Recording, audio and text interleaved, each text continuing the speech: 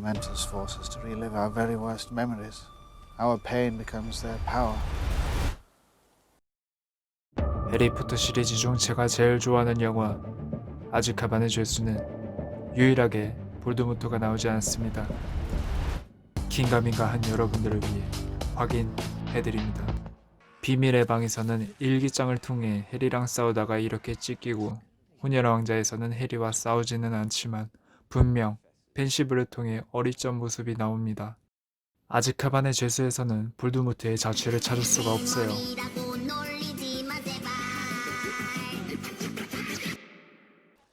그러나 해리포터는 어쩌면 볼드모트보다 더 강력하고 무서운 존재와 마주하게 됩니다.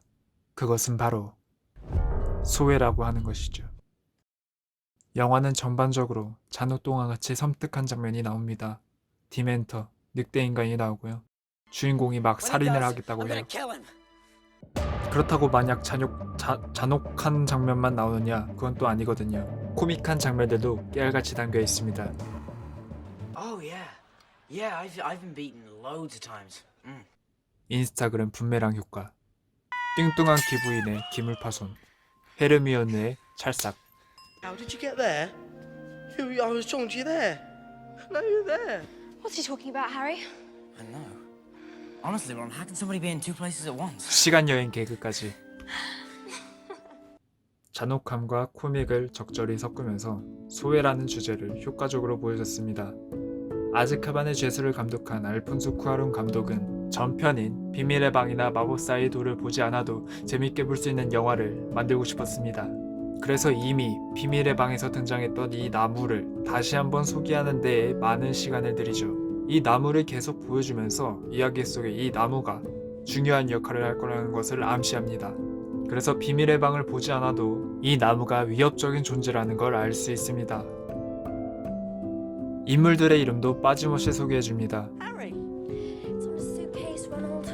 Rubius Hagrid. Shut off, Malfoy.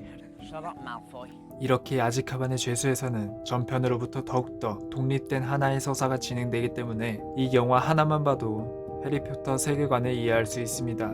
소외라는 주제의식이 감독의 독립된 서사를 만들려는 연출에서부터 시작됐다는 너무나도 유명한 해석, 저는 못 들어봤네요. 여러분이 한번 찾아보세요. 물론 소외라는 주제는 불사조 기사단에서도 나옵니다. 근데 이건 해리의 정신적인 고립에 대한 사춘기 이야기고, 아즈카반의 죄수에서는 육체적으로 사람들로부터 소외되는 해리의 모습이 나와요. 해리 뭐하고 있는 거죠?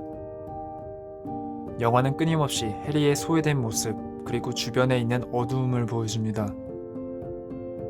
전에 있던 두 편의 영화보다 더욱 단절되고 어두운 해리의 모습을 보여주죠.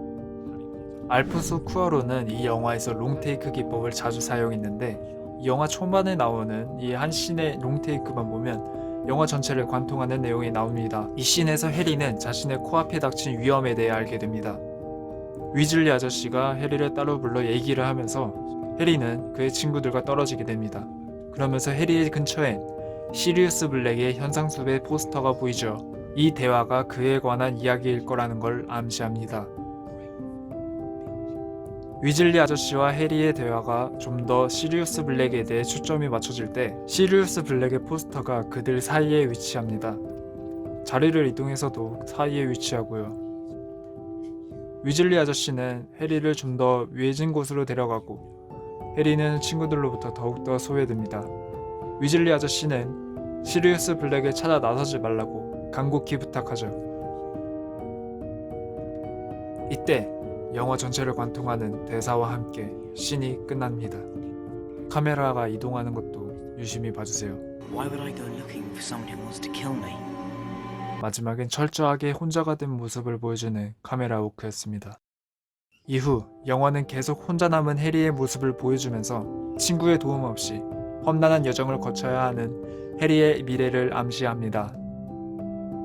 영화 끝에는 우울하고 비애적인 여정을 마친 후 해리는 혼자 파이어볼트를 타고 날아가는데요. 여기서 이 장면 어디서 많이 본 것 같지 않나요? 해리가 디멘터에게 영혼을 빨리는 장면입니다.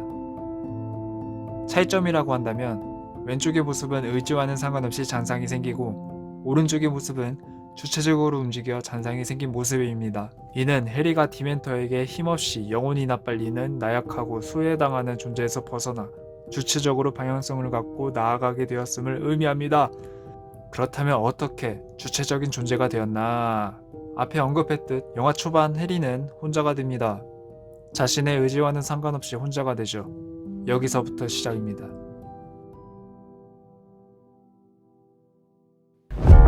게다가 나쁜 기억들만 남기는 디멘터에게 흡입도 당합니다. 흡입을 당하고 어리 빠진 해리는 덤블더 교장선생님의 말씀을 듣습니다. Happiness can be found even in the darkest of times. If one only remembers to turn on the light. 아무리 절망적인 상황이라도 마음의 불빛이라는 희망을 놓지 말라는 이 감동적인 말씀. 뭔가 와닿지는 않았는데요. 보가트 수업을 통해 확실히 와닿게 됩니다.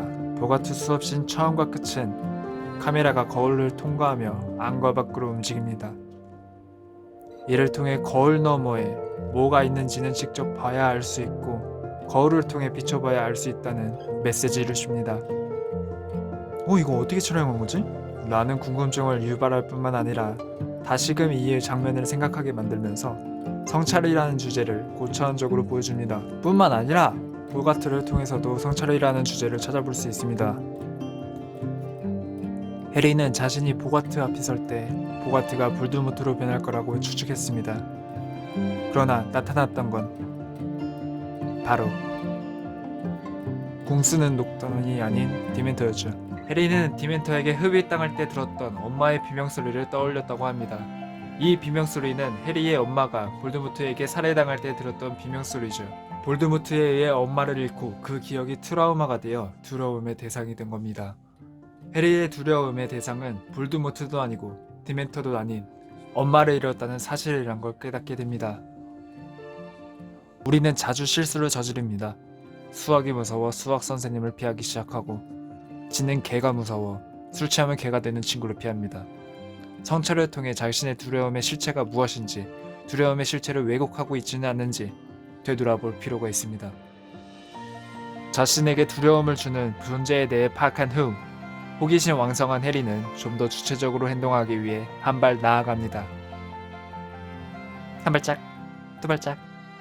그 시작은 바로 2년 넘게 자신을 가르쳐준 교수님을 날려버리는 것이었죠. You attacked teacher. 누가 봐도 이 상황에선 루핀 교수를 날려야 했을 것 같은데요. 이것은 깊은 유대관계의 결과라고 할 수 있습니다. 오랜 시간을 같이 보낸 사람보다 짧은 시간 동안 깊은 유대관계를 가진 사람에게 마음이 쏠린다는 걸 보여줍니다. 그리고 해리의 인성도요. Tell me about Peter Pettigrew. 자, 정리를 해보자면 소외대 해리는 희망을 잃지 않고 자신을 성찰하며 사태를 명확하게 파악하고 주체적인 사람이 되었습니다. 그 결과 2년 동안 자신을 가르쳐준 교수님을 날려버리고 시간을 되돌려 소외되었던 존재들을 하나씩 구합니다. 소외되었던 자신도 구하고요. 영화가 끝날 때쯤엔 해리는 왠지 모를 허전함과 함께 이렇게 말합니다. None of it made any difference. 루피는 떠나야 하고 피터 페티그루는 아직 실종, 시리우스는 여전히 누명을 당해 도망자 신세이기 때문이죠. 하지만 그렇지 않습니다. 모든 사람이 시리우스를 살인자로 생각할 때 해리는 그가 살인자가 아니라는 것을 알게 되었기 때문이죠. 그리고 그것을 믿기 때문에 달라진 건 분명 있습니다. 이를 통해 진실 자체보다 사람들이 무엇이 진실이라고 믿느냐가 더 중요하다라는 메시지를 얻을 수 있습니다. 자, 그럼 Why would I go looking for someone who wants to kill me? 이 질문에 대해 답을 해보죠. 만약 해리가 시리우스를 만나지 못했더라면 시리우스는 해리에게 그저 살인자로서 남았을 것입니다. 그러나 해리는 시리우스의 실체를 알기 위해 두려움을 무릅쓰고 시리우스와 직면했습니다. 아니, 직면해야 했습니다. 두려움의 실체를 직면하고 좀 더 주체적인 존재가 되기 위해 시리우스를 찾아야만 했던 것입니다. 어쩌면 우린 두려움의 실체조차 제대로 모른 채 지레 겁만 먹고 있는지도 모릅니다. 직면하지 않으면 겁만 먹은 겁쟁이가 됩니다. 그래서 제가 하고 싶은 말은 두려움의 실체는 직면하려는 용기 속에서 작아지고 힘을 잃어버리게 된다는 겁니다. 거품으로 과장된 두려움 속에서 그 실체를 파악하고 이겨내는 여러분이 되시길 바랍니다. 달라질 건 있습니다.